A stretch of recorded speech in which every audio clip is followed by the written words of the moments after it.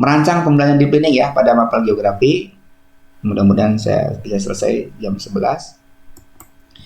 Kerangka pikir merancang deep learning itu masih sama dengan yang dulu ya. Menganalisis capaian pembelajaran, menyusun tujuan pembelajaran, dan merencanakan pembelajaran asesmen. Menyusun tujuan pembelajaran itu ya sama dengan scope dan sekuensinya. Ya alur apa sih? Alurnya ya sekuensi gitu. Urutannya. Ya, kalau di geografi itu apa ya? Peta dulu, globe dulu atau atlas dulu. Gitu. Itu materi itu kan berulang ya, di SD ada, di SMP ada, di SMA juga ada. Tetapi urutannya bisa berubah, Pak. Ya. Ya, kalau mestinya mau kontekstual ya mungkin peta dulu gitu ya. Peta dulu, kemudian nanti ke atlas, kemudian pada globe. Tapi kalau misalnya kita membelajar tentang proyeksi peta, ya jangan peta dulu, tapi globe dulu kan. Ya tergantung dari susunannya itu. Apa dulu yang kira memudahkan bagi anak untuk memahami konsep. Nah, materi esensial IPS Geo untuk fase E, ini bocorannya ya. Terakhir ini, tapi nggak tahu ada perubahan atau enggak ya. Ini dititipkan di IPS. Konsep dasar geografi, fenomena geofisik, yaitu litosfer, atmosfer, dan hidrosfer, teknologi geospasial, peta pengendalian jauh, dan sinkronis geografi. Ya ini jadi diajarkan ya secara teoritis sebenarnya. Tapi nggak tahu nih apakah nanti di kelasnya itu dielaborasi seperti apa. Dugaan saya kalau misalnya gurunya tidak menggunakan deep learning ya, itu akan diajarkan secara ceramah seperti halnya yang biasa-biasa saja gitu. Ya, nanti bagaimana kalau deep learning? Ceritanya beda ya. Saya nanti jelaskan. Kalau CPL Geo untuk fase M, Pak Edi ini yang sudah disepakati, mudah-mudahan tidak ada perubahan. Sama dengan yang dulu. Cuma dihilangkan penelitian geografinya, kajian geografi penduduknya dimunculkan, dipertegas. Perubahan iklim, kebencanaan, dan lingkungan hidup itu dijadikan satu topik ya. Topik, jadi ada 5 dan 1, 2, 3, 4 itu ini ya, di semester awal nih sampai di sini nih. Nah, semester wilayah dan pembangunan kerjasama justru hanya ada di semester akhirnya gitu. Tapi ya kembali pada guru gimana cara memanage kurikulumnya. Nah, ini materi esensialnya. Nah, ini pengalaman belajarnya. Pengalaman belajarnya kita uraikan sedikit. Nah, sekarang untuk bisa memahami deep learning, bagaimana bedanya dengan yang biasa gitu ya? Itu kan yang pertanyaannya. Bapak Ibu, materinya komponen peta, ya, bisa nggak dijelaskan dengan ceramah? Bisa, ya. Bisa nggak belajar dipandu dengan LKS? Bisa. Tapi ingat, bisa juga anak itu dikasih tugas langsung. Ini petanya, lengkap nih petanya. Coba tentukan jumlah jembatan yang perlu dibuat pada wilayah DAS ini. DAS-nya mana? Ya belajar di situ, ada nggak caranya? DAS-nya itu definisi gini, adalah misalnya jaringan sungai yang satu wilayah DAS. Oh itu gitu ya. Coba tandai dulu itu. Pasti tandai dulu kan, tandai dulu gitu kan. Yang keduanya menentukan lokasi bendungan dan menentukan luas sawah yang dapat diairi. Tugasnya itu. Nah, tapi sasaran kita kan materinya komponen peta aja ya. Nah, dari tugas ini kita gali di refleksi. Nah, kalian sudah selesai membuat tugas ya. Coba mana yang namanya legenda peta? Ini Pak. Mana coba orientasinya? Ini Pak. Coba mana ini jalan? Ini Pak. Semua. Mana koordinatnya? Ini Pak. Dia tahu dari mana? Kok bisa langsung ngerti? Ya iyalah. Karena ketika dia mengerjakan sesuatu harus tahu dulu. Sebelum dia sholat, wudhu dulu. Oh, dia lagi sholat, pasti dia sudah wudhu. Kalau dalam Islam ya, Islam itu. Kalau berbeda sholat itu wajib wudhu dulu masalahnya. Jadi ketika kita melihat orang lagi sholat, pasti dia sudah wudhu gitu. Jadi ketika dia bisa menemukan, pasti komponen petanya dapat dilalui. Nah masalahnya komponen peta itu mau diajarkan ceramah seperti dulu, atau kita lewati saja dengan tugas-tugasnya. Gitu loh maksudnya. Ini namanya belajar deep learning-nya tuh ke situ Bapak Ibu. Jadi kita meloncat ke depan. Nah pertanyaannya, apakah mengkonstruksi pembelajaran yang ini kasih tugas bisa efektif enggak untuk mencapai kompetensi ini? Urusan guru nih. Urusan guru profesionalnya itu ke sini. Guru yang saya katakan guru yang amatir, tidak profesional, langkahnya satu. Komponen peta ajarin dengan ceramah. Namanya gurunya itu adalah guru yang memang tidak bisa mengrefleksi ke depan dulu, kemudian dia langsung to the point, ceramah. Langsung selesai gitu. Tapi bermana nggak dia? Ya mungkin dia bermana tidaknya ketika dikatakan bermana apabila digunakan. Ya kan? Ilmu itu bermana apabila memang digunakan gitu. Tidak ilmu kemudian disimpan saja gitu. Dia tidak bermana. Tanpa buah kalau dalam konteks filsafatnya gitu. Ilmu yang tidak diamalkan ya seperti kita punya pohon tapi tidak berbuah gitu. Tidak memberikan makna gitu. Oleh karena itu kalau misalnya kita ingin bermakna ya harus berpikir dulu, ini kerjaan ini nanti pasti tahu gitu, ya. Nah ini konsepnya. Nah sekarang saya ingin menunjukkan apa yang ada dalam bukunya ya. Nah CP1 atau materi 1 kan tadi saya jelaskan. Ini contoh ya Bapak Ibu, pola pikirnya dulu ya. Karena nanti di bukunya akan diedarkan, akan diterbitkan setelah dari puskursus selesai, nanti diterbitkan. Dan untuk geografi tentu kurang lingkupnya ini Bapak Ibu 1, 2, 3, sampai 5. Ya ini yang materi intinya, esensinya. Tetapi pembelajarannya itu harus dipahami gitu. Kalau misalnya saya katakan nih, kalau ini adalah digunakan ya, ini 1 sampai 5 menggunakan metode yang lama, ya udah ceramah aja. Strategi wilayah Indonesia ceramah, pola keanekaragaman ceramah, karakteristik ceramah, bisa selesai itu urusan. Tapi tidak deep learning gitu. Ya kalau gimana kalau deep learning? Ya harus berpikirnya seperti ini deep learning. Memahami dulu, mengaplikasikan dan merefleksi. Ini gini, contohnya simulasi ya. Misalnya peserta didik mampu menganalisis keuntungan posisi dari strategi di Indonesia, ya, dan memanfaatkan sumber daya alam. Nah, kita ingat bahwa profil lulusan apa yang akan kita akan sasar nih dari 8. Bisa aja memupuk rasa cinta, yaitu kewargaan ya, dimensi kewargaan, memupuk rasa cinta, memiliki kepedulian, tanggung jawab seterusnya. Itu. Nah itu harus kenapa harus disadari? Karena ini berpengaruh kepada nurture effect ya. Kan ada istilah dengan nurture effect, ada namanya instructional effect. Instructional effect-nya adalah tentang posisi wilayah Indonesia. Tetapi kita berelaborasi misalnya ini kewargaan untuk supaya dia memiliki rasa cinta tanah air kan gitu. Oke, disimpan dulu dalam benak kita. Kompetensi akhirnya yang harus dipahami ya, yang harus dipahami atau yang harus yaitu menggunakan peta pengendalian jauh dan SIG untuk menganalisis distribusi sumber daya alam dan faktor geografis lainnya. Ini kompetensi yang ini contoh ya, ini contoh di sana pun mengatakannya contoh ya, karena guru bisa menentukan sendiri sebenarnya materi tentang posisi strategi Indonesia itu kira-kira mau diarahkan kemana kompetensinya, gitu. Di dalam buku kurikulum yang di dalam Permendikbud pastinya tidak akan muncul. Munculnya itu akan ada dalam bentuk buku panduan. Ya. Yang kedua, menganalisis pengaruh posisi geografis terhadap pola persebaran sumber daya dan aktivitas ekonomi. Mengevaluasi peluang dan dampak posisi geografis terhadap aspek ekonomi dan seterusnya. Menganalisis peran strategi Indonesia. Ini kompetensi yang diharapkan. Kegiatan apa yang bisa dilakukan?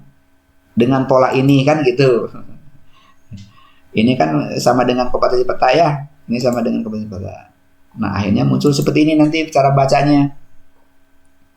Bapak Ibu dapat menyelenggarakan kegiatan melaksanakan atau mengaplikasikannya dengan cara memilih salah satu dari sini atau menambah juga boleh. Satu atau dua kegiatan disilakan. Misalnya kegiatannya saya akan menggunakan yang ini. Peserta didik akan saya kasih tugas membuat peta persebaran pembangkit tenaga panas bumi, tenaga air, dan potensi wilayah yang dapat dikembangkan pembangkit listrik tenaga surya. Dikaji peluang dan tantangannya dalam mengembangkan energi terbarukan Indonesia. Ini pertemuan pertama ini misalnya. Nah, 1 dan 2. Nah, berarti kan dia membuat peta tuh di mana saja pembangkit tenaga listrik segala macam. Nah, apakah dengan kegiatan ini akan nyampe? Tentu saja diharapkan nyampe ya, yaitu tentang distribusi sumber daya kan gitu. Persebaran terhadap pola persebaran sumber daya alam dan aktivitas ekonomi nyampe itu gitu.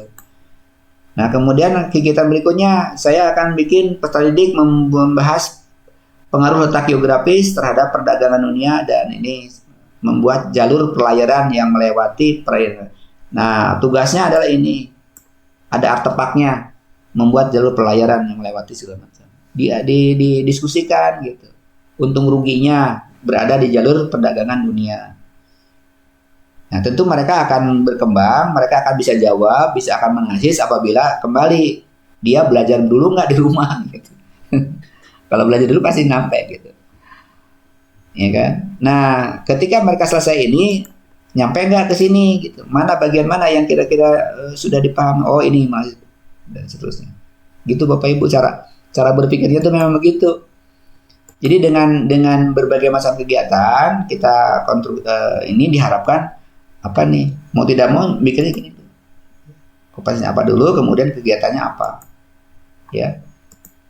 Nah, ini pada tahap pada tahap melaksanakan ya, mengaplikasikan. Untuk refleksi itu tujuannya pasti memperdalam, menghubungkan, mengembangkan kembali kepada awal ya, meningkatkan kepemilikan siswa atas proses belajarnya. Tekniknya itu bisa dengan menulis apa yang dipelajari atau tanya jawab ya, untuk bisa mengecek kembali pada kompetensi awal gitu. Nah, terakhir sesuai dengan merancang asesmen, mau tidak mau asesmennya tidak bisa dengan cara UTS UAS Pak, Bapak Ibu. Mau tidak mau kita harus mengkonstruksi ya kira-kira. Tapi apakah nanti ya perangkat asesmennya tersedia atau tidak, ini yang saya pikir belum ini ya, di panduan belum terlihat, mungkin di tempat yang lain ya, karena untuk bisa menilai hasil dari pembelajaran deep learning ya tidak cukup dengan tadi ya, tidak dengan tes UTS UAS gitu ya. Pertama, mengamati keterampilan yang dapat didemonstrasikan, apa bikin peta, bikin apa presentasi kan, mau tidak mau kan begitu, itu yang kita nilai. Kemudian hasil karya dan produksi pembelajaran, artefak ya. Produk pembelajaran itu namanya artefak. Poster, infografis itu yang kita nilai. Atau kriterianya menerapkan pengetahuan dalam konteks nyata. Ya, misalnya dia bikin semacam ya solusi atau pemetaan wilayah. Atau kriterianya kemampuan merefleksi dan argumentasi, atau asesmen autentik ya, biasa ya, itu asesmen berbasis kinerja seperti studi kasus dan seterusnya. Nah, inilah yang mungkin yang boleh dikatakan pertemuan kali ini yang perlu awalan untuk pemanasan bagaimana kita memahami deep learning. Ya, jadi deep learning itu pada intinya adalah belajarnya ya tadi kembali ke sini, konsep dasar sekali ya. Jadi diharapkan kita itu pertama memahaminya itu ada di luar kelas ya, ini kemudian berikutnya belajarnya di kelas itu adalah mengaplikasikannya itu di kelas, ya ini satu. Yang keduanya kita berpikirnya adalah yang ini sebenarnya. Kita kreatif menciptakan sebuah kegiatan yang berdampak gitu. Dampaknya terhadap CPL-nya atau pada kompetensi yang disasar gitu. Yang keduanya dampak ke depan, yaitu bahwa apa yang kita lakukan belajar ini ya bermanfaat nantinya, menjadi sosok yang diterima oleh masyarakat, menjadi sosok yang apa, mudah-mudahan mudah-mudahan tidak jelas sehingga Bapak Ibu bingung. Bingung adalah awal dari sebuah pemahaman ke depan gitu ya. Setidaknya akan ada konfirmasi dan pendalaman lebih lanjut. Demikian, lebih ya, dari 11.05 kita mungkin bisa berakhir, terserah ya. Tapi dibatasi ya, kalau saya sampai jam 12. Kalau tidak ada pertanyaan mungkin bisa lebih cepat. Disilakan. Ada angkat tangan barangkali ya, dipandu oleh siapa nih? Baik Pak, sama saya Pak. Ya, silakan. Baik, terima kasih kami ucapkan kepada Profesor Dr. Ahmad Yani MSI atas pemaparan yang sangat informatif dan inspiratif. Semoga ilmu yang disampaikan dapat memberikan wawasan baru bagi kita semua dalam mengembangkan pembelajaran geografi ke arah yang lebih inovatif. Selanjutnya, kita memasuki sesi tanya jawab. Silakan peserta mengajukan pertanyaan melalui kolom chat dengan format nama, asal instansi, serta pertanyaannya, atau dapat menggunakan fitur raise hand untuk bertanya secara langsung. Bismillahirrahmanirrahim. Assalamualaikum warahmatullahi wabarakatuh. Saya menyimak kaitan deep learning ini, memang di sini ada pertanyaan sih.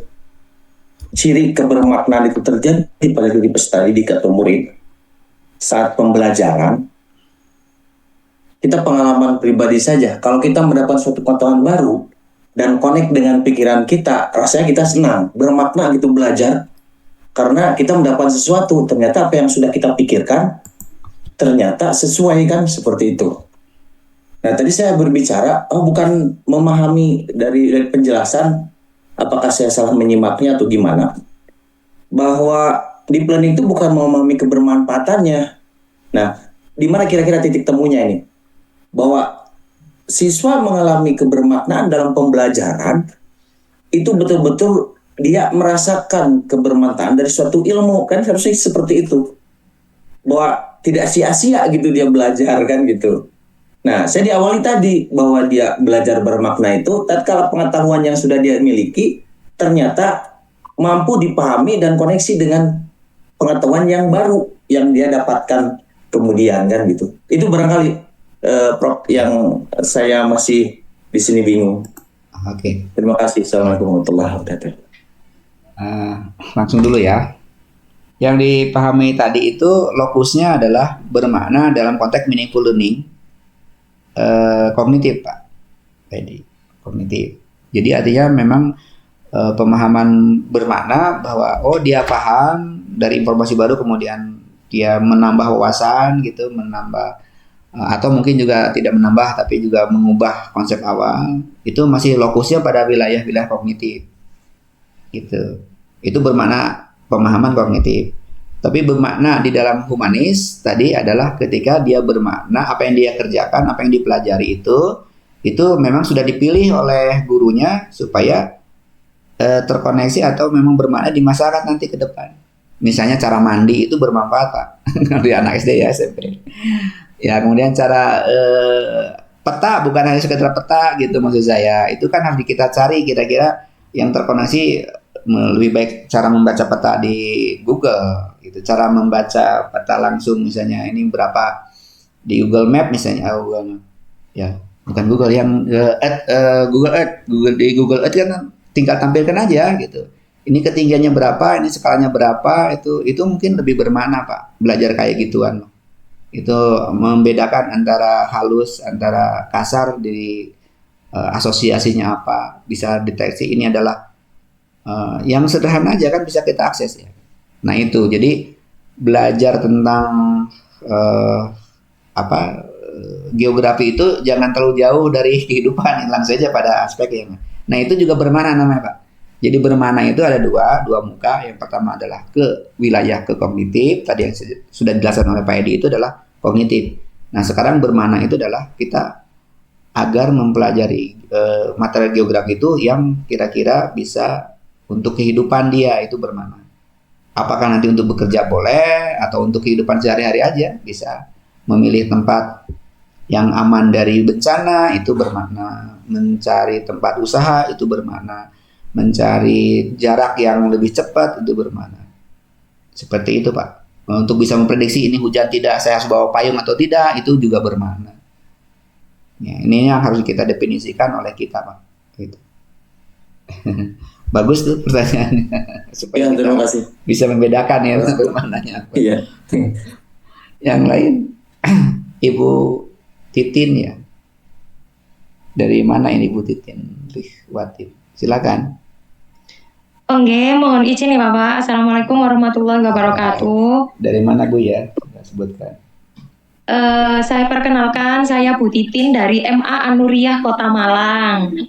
Kebetulan saya kan juga mengajar geografi ya Pak. Okay. Nah ini yang mau saya tanyakan, saya pengen tahu apa ya Pak penerapannya, gambarannya kalau diaplikasikan langsung ke RPP niku seperti apa? Karena yang selama ini saya dapat itu kan bentuknya macam-macam ya Pak. Nah saya pengen tahu apa ya di versinya geografi sendiri itu ketika deep learning dimasukkan ke dalam rencana pembelajaran mendalam itu nanti sistematikanya seperti apa, terus apa ya dalamnya itu isinya seperti apa ngoten. Terima kasih.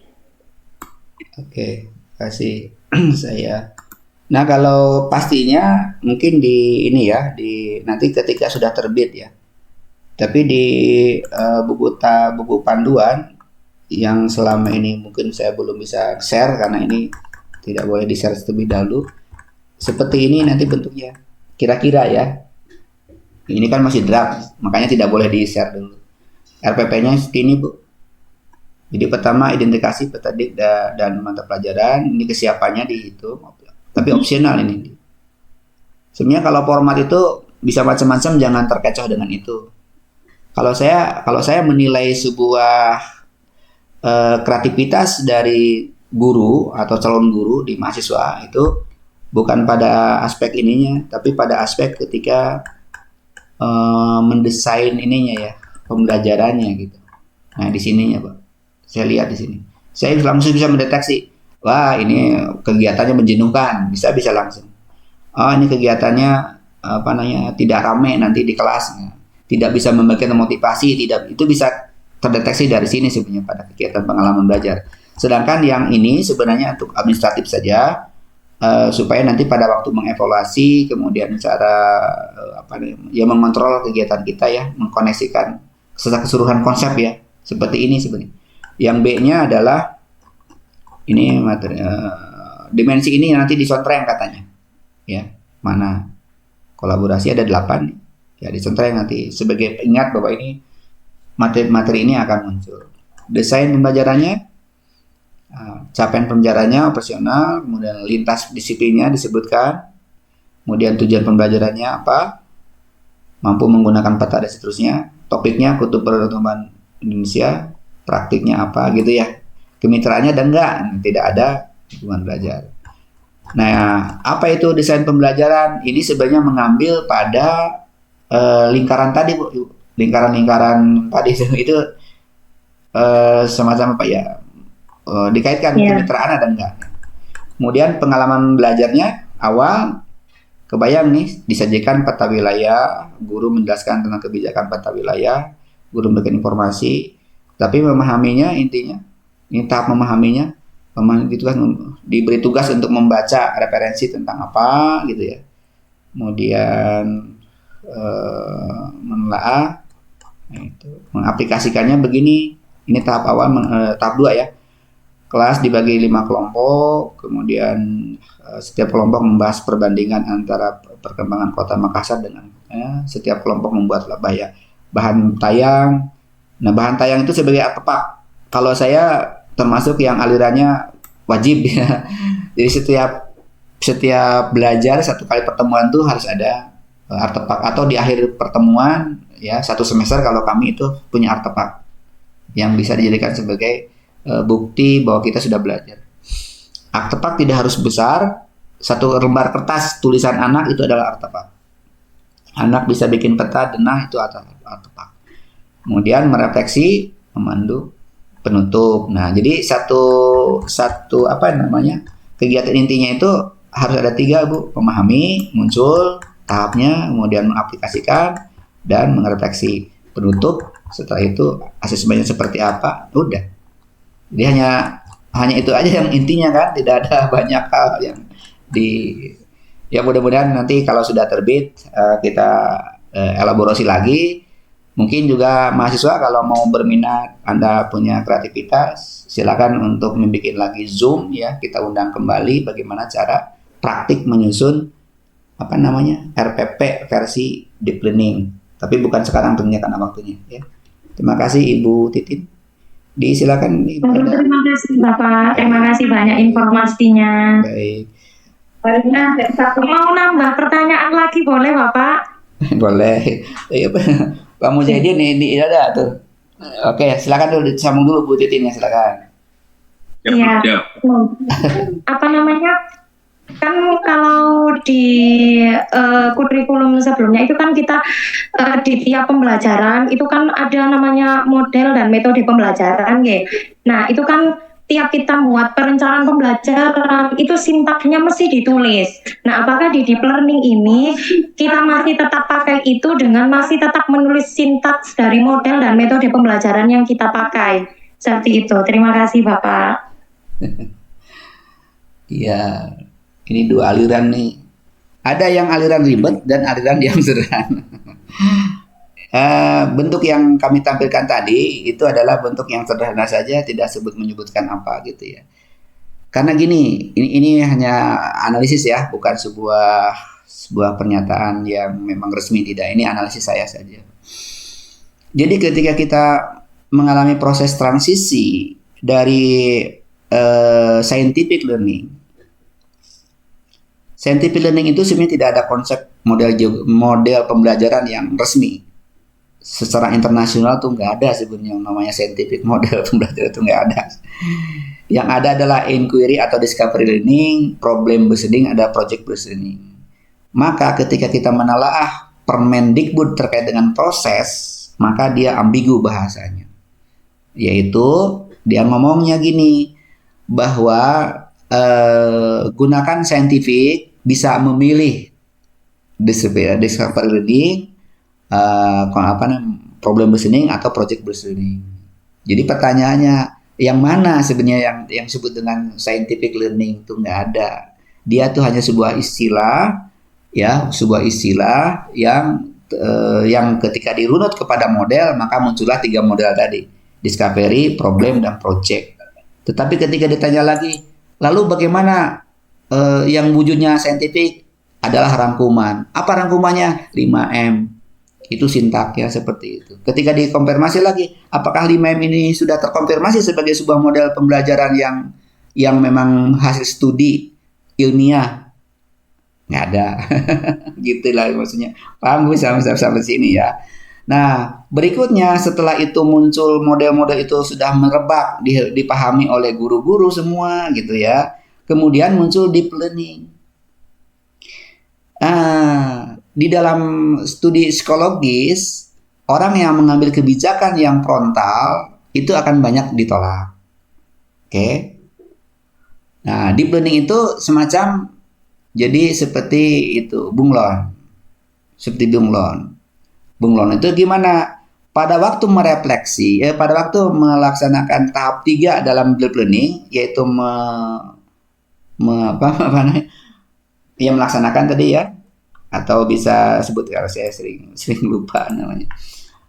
Sedang pada proses tahap kedua mengaplikasikan, pada saat mengaplikasikan, nah itu boleh dengan deep learning, boleh dengan problem based learning, boleh dengan project based learning, boleh dengan cara discovery learning, gitu. Itu bahasa politis, bahasa yang sebenarnya nggak usah bilang gitu juga nggak apa-apa.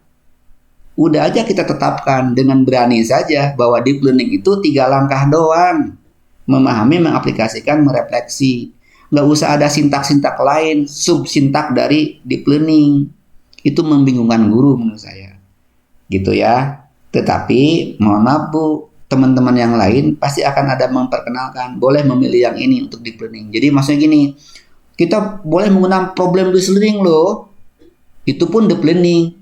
Jadi kembali ke tadi, jadi seolah-olah ketika misalnya ada pertanyaan, oh saya boleh nggak menggunakan problem based learning? Boleh. Itu kalau misalnya ibu bapak melaksanakan problem based learning, itu pun ada deep learning. Nah ini, jadi meracuni sendiri, meracuni diri saya sendiri. Kalau pemahaman saya ya udah seperti halnya EK itu tiga lingkah aja kan. Itu menurut saya gini, kalau kita terjebak oleh sintak, rumit Bapak Ibu, rumit. Ya, lebih baik kita bebas seperti memahami apa kegiatannya. Silakan aja caranya seperti apa guru. Yang penting anak memahami tahap itu. Kemudian melaksanakan gitu ya, melaksanakan pembelajaran ya, atau misalnya itu mengaplikasikan. Ya udah, mengaplikasikan dari apa yang dipahami gitu. Bebaskan kegiatannya gitu. Nah, jadi oleh karena itu di dalam format yang kami bikin, ya kami usulkan tentu saja nanti itu tidak muncul adalah model pendekatan nggak perlu dituliskan. Oke, ya. Nggak usah jadi nanti ke depan kalau misalnya panduan ini sudah resmi disahkan, maka saya sebenarnya pede ya menerangkan bahwa nggak usah ditulis lah. Ya nggak usah itu, pokoknya kita fokus aja pada pembelajaran, karena kita Bapak Ibu kita sebagai pengguna ya, kita ini ada sebagai pengguna user dari model-model pembelajaran. Oke, kalau namanya user bebas dong dicampur adukan. Ya. Kalau kita sebagai peneliti memang harus disiplin. Anda ini model penelitian apa? Penelitian tentang model pembelajaran, misalnya project listening. Ya harus itu, sistematikanya, sintaks segala macam wajib itu karena sedang meneliti. Tapi sebagai pengguna bebas, harusnya begitu pola pikir saya.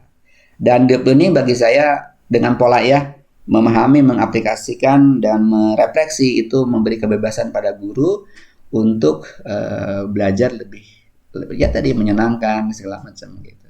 Tapi ya tadi konsekuensinya ya Bapak Ibu harus banyak belajar bagaimana supaya pada waktu mengaplikasikan itu mencari sebuah kegiatan yang kembali Pak yang bermakna secara bermakna secara kognitif dan juga bermakna secara humanis ya, yang dikatakan tadi yang ditanyakan oleh Pak Edi gitu Bu.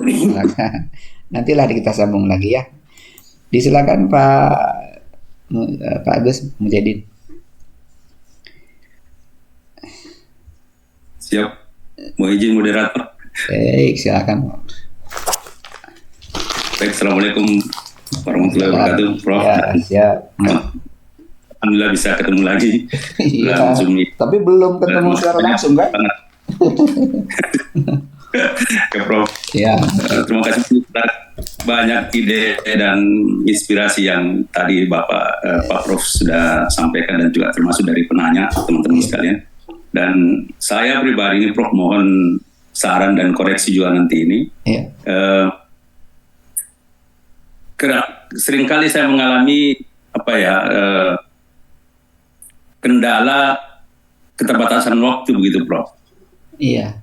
Terutama ketika berusaha menerapkan bagaimana pembelajaran yang menyenangkan itu atau di bidang inilah. Meskipun awal-awalnya beberapa tahun sebelumnya belum pernah juga saya pelajari teorinya, tetapi menurut saya yakin banyak guru juga yang sudah menerapkannya dalam pembelajaran meskipun tidak booming penggunaan istilah deep learning-nya itu Prof. Yeah. Nah, yang menjadi kendala juga itu adalah ketika membelajarkan siswa terutama tadi dengan ada tema pokok yang mau dibahas sehingga bisa mencakup beberapa pokok materi sekaligus dikaji. Itu kendala waktu yang menjadi tantangannya ini, Prof. Iya. Saya terus terang kadang sampai kalau dulu kan ada istilah ketuntasan kurikulum, itu hampir-hampir tidak pernah saya tepati itu, Prof. Namun bagaimana trik-triknya nanti ini, terutama untuk deep learning ini, karena saya yakin ketika kita menerapkan, tantangannya akan semakin besar untuk memanfaatkan waktu dengan baik di kelas, apalagi kalau terutama di daerah kami ini, Prof, itu siswa tuh sudah dilarang diberikan PR di sekolah. Dari sekolah itu tidak boleh memberikan PR ke siswa. Nah, bagaimana ini pertimbangannya, Prof? Terima kasih banyak, Prof. Assalamualaikum. Nah, yang pertama merasa habis waktu gitu ya. Itu penyakitnya itu dari mana sebenarnya? Dari orang memberikan standar evaluasi, ujian nasional dan seterusnya. Itulah yang sebenarnya yang mengikat kita sebenarnya untuk mengejar materi itu. Betul, ya kan? Ya. Itu yang agak beratnya gitu. Jadi kita yang belajar, anak belajar kok yang nilai orang lain. Itu jadi kayak merepotkan. Terus yang kalau kita memang mengejar materi, ya itu berarti kita masih dalam orientasi ke subjek akademik, Pak, istilahnya kami. Jadi mengejar pada materi yang sekumpul sebanyak-banyaknya gitu ya. Sementara kalau tuntutan saat ini itu adalah untuk menggunakan sekecil apapun pengetahuan yang diperoleh, asal dia bisa menggunakan, itu lebih bermakna daripada banyak mengumpulkan pengetahuan tapi tidak bisa diterapkan diterapkan ya. Istilah diterapkan itu sebenarnya bukan hanya dalam kehidupan, Bapak Ibu. Misalnya gini, coba kita menerapkan tadi judulnya, tentukan jumlah jembatan yang ada di kota ini. Gitu. Itu kan 2 sungai dan jalan kan, berapa gitu. Itu kan sangat bermakna sebenarnya. Sudah bisa diterapkan ilmunya, berarti ilmu tentang petanya bisa digunakan gitu. Ilmu geomorfologinya bisa diterapkan. Gitu. Itu kan lebih bermakna daripada itu. Nah, dengan kita hanya berorientasi pada pengumpulan materi, maka agak kesulitan sebenarnya untuk mengejar waktu. Pertanyaan berikutnya adalah, apakah ini ya, sebenarnya namanya pembelajaran itu antara model pembelajaran dengan penilaian harusnya kompatibel. Artinya, kalau memang kita ini sedang menerapkan, ya nanti tesnya pun adalah tes yang memang untuk penggunaan soal-soal yang memang diujukan adalah yang bermakna gitu ya, yang bermanfaat gitu, yang praktik gitu. Ya, tidak berdasarkan ABCD lagi harusnya kan. Makanya tadi ada presentasi, ada penilaiannya dengan cara studi kasus dan lain-lain. Itu kan nggak ada terkait dengan istilahnya papernya gitu ya, dengan kertas gitu ABCD, itu kan enggak ya. Cuma ya memang kita tadi kembali, apa solusinya terkait dengan yang tadi ya, solusinya ya, Bapak Ibu, Pak Agus, ini yang penting kompetensinya apa yang ada di yang sudah tertera itu diingatkan aja itu kan fleksibel, Pak, fleksibel artinya ketika kita habis gagasan nih untuk tidak ada proyeknya, mau tidak mau kita kembali ke tradisional, berarti kan ceramah ya. Jadi proporsi antara ceramah dengan praktik mungkin juga kita bisa atur. Kalau saya sarankan, cari gagasan, prakteknya atau proyeknya itu yang sederhana. Tetapi dengan sederhana itu anak senang dan anak bisa menyelesaikan. Proyek yang tidak diselesaikan oleh siswa itu bikin jenuh dan bikin nggak suka kepada geografi itu. Itu aja sebenarnya, jadi patokannya yang sederhana. Ada petanya gitu, gambar-gambar, kita elaborasi, tanya jawab segala macam, itu menyenangkan. Nah, cuma masalahnya kita harus mengontrol nih, kompetensi apa yang dikuasai itu kita tandai. Kalau ada guru yang baru S2 atau dosen ya yang S2, S3 itu datang ke kampus, itu ingin rasanya semua ilmu yang diperolehnya itu ditumpahkan semua pada siswa. Ya muntah dong anaknya gitu. Jadi artinya kita pilih, Pak. Kita pilih anak tuh seperti ini kompetensinya. Bahkan hanya tadi aja 5 materinya. Itu aja kita siapkan. Nah, strateginya gimana menurut saya? Nah, Pak Mujadin yang sering nulis itu tolong dibikinkan modul atau tulisan diktat-diktat yang pentingnya itu di awal gitu. Bapak Ibu bikin apa namanya rangkuman atau apa gitu ya. Itu sebagai awal untuk memahami. Itu aja Pak, dicek dulu Pak. Sehingga nanti ketika masuk kelas itu tinggal praktik, tinggal menggunakan pengetahuannya. Jadi materi-materi pokoknya itu tolong dicicil, jangan diblokkan semua gitu. Terus yang terkait dengan nggak boleh PR, ya itu kan framing yang kemudian membuat kita jadi apa ya? Apa sebut dengan PR itu apa sebenarnya? Pekerjaan rumah, karena kita sering memerintahkan. Bagaimana kalau misalnya nggak usah ada PR, kita nggak usah membuat PR, tapi hanya bilang bahwa anak-anak besok kita atau minggu depan kita akan mengkaji tentang bagaimana atau ada proyek kegiatan yaitu akan menghitung jumlah oksigen ya yang ada di kota kita, produksi gas oksigen itu dari mana? Ya, oksigen itu kan dihasilkan dari tumbuhan kan, tumbuhannya. Jadi berarti kita akan menghitung tumbuhan konopinya berapa, luasan dari jumlah penutup lahan yang ada di kota kita. Kita batasi seperti itu. Tolong kalian siapkan ya. Siapkan, belajar silakan. Tapi nggak ada PR nih, silakan Anda belajar di mana saja. Ya, kemudian nanti kita datang ke sekelas adalah untuk bisa menghitung itu. Oke. Nah, apakah pernyataan saya itu sebut PR atau bukan? Kan beda persepsi ya Pak ya. Kalau PR-nya, makanya istilah PR itu adalah setelah belajar, Anda PR kerjain tugas. Nah, itu namanya bukan flipped classroom. Flipped classroom itu adalah tadi wilayahnya. Besok, minggu depan kita akan belajar menentukan bagaimana cara. Nah, ketika datang, anak nggak belajar, misalnya. Tapi diingatkan, ada 1-2 orang. Bapak Ibu berani nggak untuk bisa, anak kamu tahu tentang bagaimana fotosintesis? Oh nggak bisa, nggak tahu. Nah tolong kalian di luar dulu sebentar ya. Anda berarti Anda belum siap untuk belajar saat ini. Anda belum bawa oleh-oleh untuk saat ini. Gitu ya.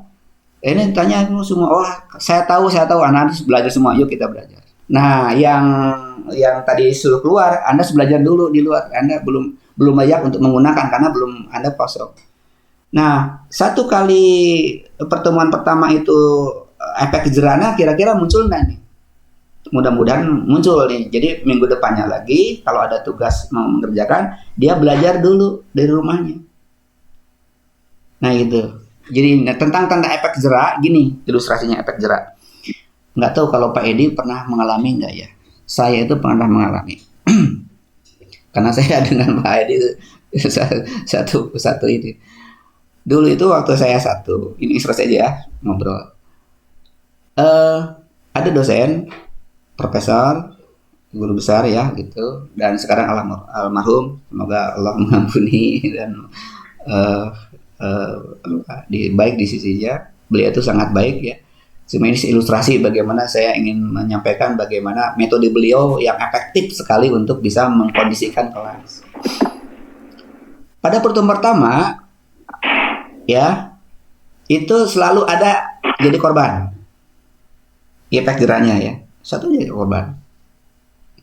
Pada waktu saya di kelas semester 1 lah, karena emang beliau yang masuk ke semester 1. Gitu. Nah ceritanya ada teman saya di depan, sampai di belakang, saya selalu di depan, di belakang. Itu pinjam pensil. Kan bisik-bisik tuh, pinjam pensil segala macam. Kemudian langsung ditunjuk tuh. Ini kamu ngobrol, keluar. Satunya lagi yang ngobrol juga keluar. Pak, saya nggak ngobrol kok, pinjam pensil. Enggak, kamu keluar. Bapak keluar atau Anda keluar? Atau ketemu lagi pada semester yang akan datang. Nah, kalau di perkuliahan bisa begitu kan ya, Pak? Tapi kalau di sekolah pasti kabur kan? Alhamdulillah syukur gitu ya. Tapi makanya kita cari model efek jerah yang mana lagi yang bisa kita terapkan. Cuma ini sebagai ilustrasi bahwa bagaimana kita menunjukkan pada siswa bahwa kita punya sikap apa istilahnya, integritas kita sebagai guru. Begini loh karakter saya gitu maksudnya. Begini loh bagian saya dari situ gitu. Nah, kemudian si anak itu kan jadi keluar nih sambil nangis, ya kan? Temui saya nanti setelah istirahat di kantor. Ya udah, dia datang ke kantor, kemudian ya dosen saya itu ya dia senyum-senyum saja itu sambil ngopi. Gitu. Apa dampaknya? Pada pertemuan yang keduanya, hampir semuanya diam, Pak. Nggak ada yang berani ngobrol, serius menyimak itu. Karena takut ya seperti itu. Ya, jadi itulah cara model-model ya ekstrim ya untuk bisa memberikan efek jerah. Nah sekarang kan kita ingin membangun budaya nih di sekolah itu. Ya baiknya nih ketika anak baru masuk sekolah, ketika ada orientasi ya, tolonglah diceritakan seperti tadi gitu, cerita-cerita gitu, cerita bohong boleh aja menurut saya, nggak diilustrasikan. Dulu ada kakak kalian tuh gini gitu, kemudian kami gini, wah itu sangat menyentuh Pak, Bapak Ibu, ketika anak baru masuk sekolah nih 1 hari 2 hari, kemudian kita cerita tentang itu. Cerita lagi tentang apa gitu apa. Mungkin saja itu bukan di sekolah kita tapi diterangin aja gitu. Nah, ada anak misalnya ketika ini kita orientasi belajar kita adalah nanti menggunakan pengetahuan tuh apa itu gini. Jadi kalian terus belajar dulu, tidak ada PR ya, tapi Anda belajar dulu untuk bisa belajar pada pertemuan gitu. Gimana kalau tidak? Ya nanti akan ada ruangan khusus kami sediakan. Sebelah sana ada ruangan khusus untuk anak yang tidak siap untuk belajar hari ini. Ada namanya ruangan transit gitu. Tunjukin tuh ruang transitnya gitu. Nah, semakin banyak ruang transit berarti kan belum siap nih gitu. Ada istilah-istilah baru. Cerita seperti itu gitu. Nanti pada pertemuan generasi berikutnya, sebut aja tahun keduanya, insya Allah akan berubah, Pak. Berubah. Jadi ada ruang transit bagi mereka yang belum siap untuk belajar menggunakan pengetahuan pada tema ini. Tapi harus kompak masalahnya.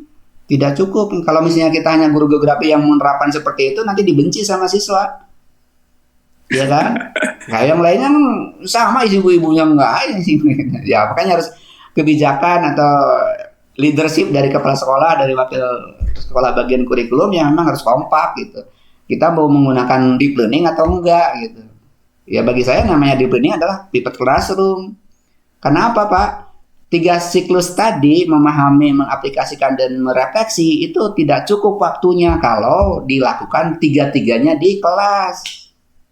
Betul Bro. Cukup. Oleh karena itu memahami tolong di luar gitu loh, maksudnya di dalamnya adalah sudah mengaplikasikan. Ini kan teorinya, ya memang saya lagi berbicara tentang konsepsi dan teori. Kan lagi mengubah, kita kan baru persiapan mengubah budaya belajar Pak saat ini. Tapi masalahnya apakah pertemuan seperti ini juga dilakukan oleh teman-teman kita di mata pelajaran yang lain atau kepala sekolah yang lain? Ya gitu. Jadi ya selama ini saya melihat bahwa kunci dari kegagalan sistem atau pembelajaran kita itu ya tadi tidak nyambung ya. Dari di atasnya bagus-bagus, konsentrasi pas internalisasi pemahaman konsep yang sangat detail-detailnya itu belum kita lakukan. Harusnya kan melalui MBMP gitu ya. MBMP. Saya sih hanya menawarkan, saya udah uji coba ya pada waktu tahun yang lalu ya. Yaitu 32 pertemuan kan jalan juga nih. Ya kan? Ya kalau mau Bapak Ibu. Tapi saya akan tetap ya ke mahasiswa baik mau S1, S2, S3 selama ada kesempatan mereka harus bisa menyelenggarakan pertemuan seperti ini. Gitu. Yang hadir mangga, tidak hadir pun gak jadi masalah gitu. Berarti yang penting ada kita menyediakan fasilitas ruang untuk bisa diskusi. Kan gratis ya Bapak Ibu. Pastinya gratis, tidak ada konsumsi, yang penting kita jalan. Saya bisa nyantai juga, tidak harus pakai pakaian yang resmi. Yang penting kita bisa bertemu dengan Bapak Ibu. Ya kalau bersemangat seperti itu silakan nanti setelah pertemuan ini kita jadwalkan lagi bagaimana cara menentukan tema yang tepat, bagaimana cara mendeteksi bahwa proyek ini bisa mengangkut atau bisa menyasar pada beberapa kompetensi dan seterusnya. Ya, gitu Pak, Bapak Ibu. Ya. Itu yang ditunggu. Ya nantilah sama anak-anak tuh banyak di sini dan mudah-mudahan bisa Bro. Nah, Silakan, masih ada waktu Bukan 20 menit lagi. Oke, untuk pertanyaan selanjutnya dari Bu Nita Pasongli.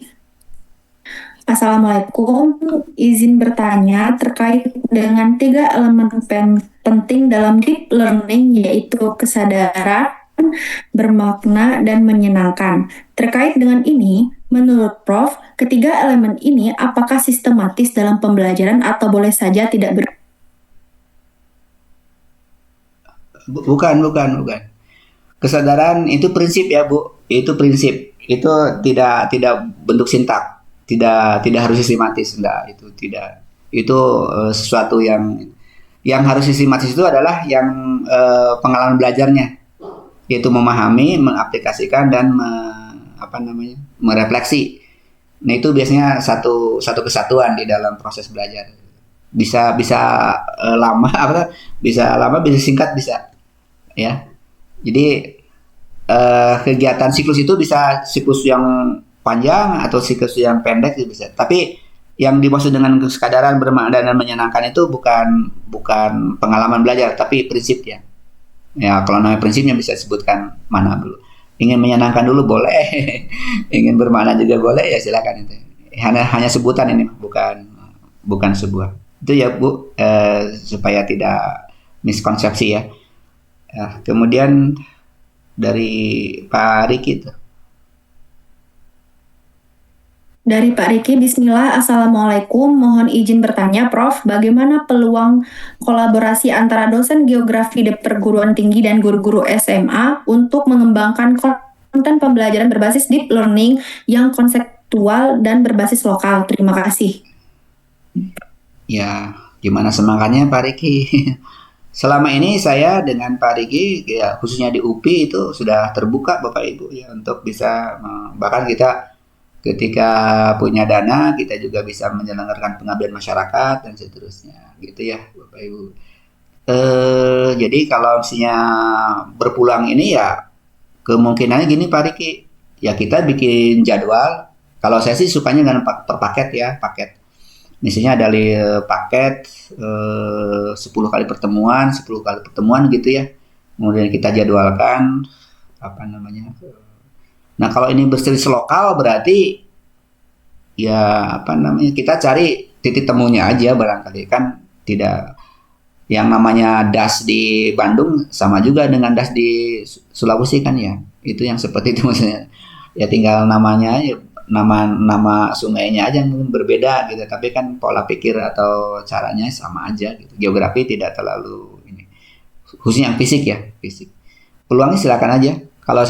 Kalau sarankan gini, jadi kita paket ada 10 kali pertemuan, 15 kali pertemuan, sediakan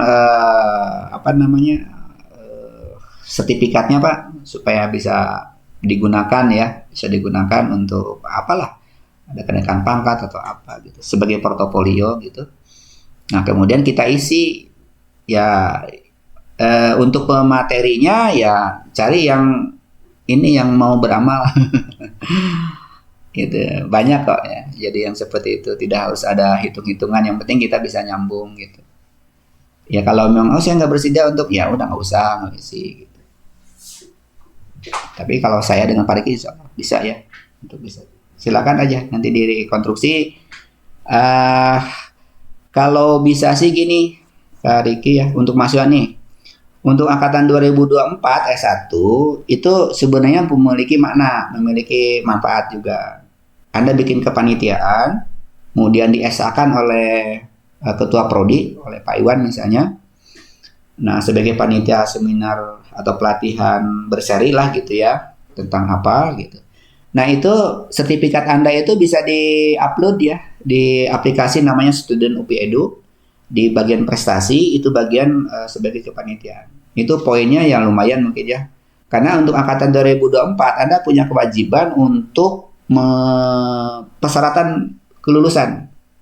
Kalau di UPI itu ada persyaratan kelulusan kegiatan ekstrakurikuler minimal 100 poin. Menjadi panitia, menulis buku, mengikuti pelatihan. Nah, pelatihan seperti ini kalau ada sertifikatnya itu bisa bikin sertifikatnya, tangan, kemudian nanti bisa diupload di aplikasi persyaratan kelulusan di UPI gitu ya. Nah, ya mudah-mudahan ya kalau di UPI sudah mulai ini baru sosialisasi sekarang. Jadi nanti angkatan 2024 kelihatannya semakin berkegiatan banyak lah gitu. Gitu. Silakan nanti kita manfaatkan. Jadi pengennya sih si simbiosis ya atau ekosistem ya antara tugas mahasiswa punya manfaat juga gitu. Saya redaksi dulu ya. Angkatan ya P3K apakah sudah melaksanakan pembelajaran berapa kali? Udah. Berakhir kapan P3K? Bulan apa? Halo? Bulan Juni, Prof. Bulan Juni ya, oke. Udah akhir. Ya, mungkin pada generasi berikutnya P3K-nya itu ya sudah wajib menggunakan deep learning kelihatan. Sekarang sih masih bisa biasa. Dan lagi yang lain? Dari para peserta, Bapak Ibu sekalian, jika ingin mengajukan pertanyaan, boleh langsung unmic atau di kolom chat. Kelihatannya nggak ada. Udah bingung. Biasanya kita dari jam 9 tuh, 9, 10, 11. Cukup lah. Nah, demikian Bapak Ibu ya. Kelihatannya saya tutup dulu karena memang tidak ada lagi yang perlu kita bicarakan. Nanti pada pertemuan di konstruksi yang lain dan waktu. Kurang lebih mohon maaf, tetap semangat dan kalau berkenan nanti kita rencanakan kembali untuk pertemuan yang lebih kalau konsepsinya nggak usah lah, kalau ini sudah mulai wilayahnya wilayah yang lebih rinci ya, lebih detail, lebih praktis gitu ya. Ya kalau untuk yang konsep-konsepnya silakan baca sendiri aja di berbagai macam sumber. Terima kasih, mohon maaf. Assalamualaikum warahmatullahi wabarakatuh.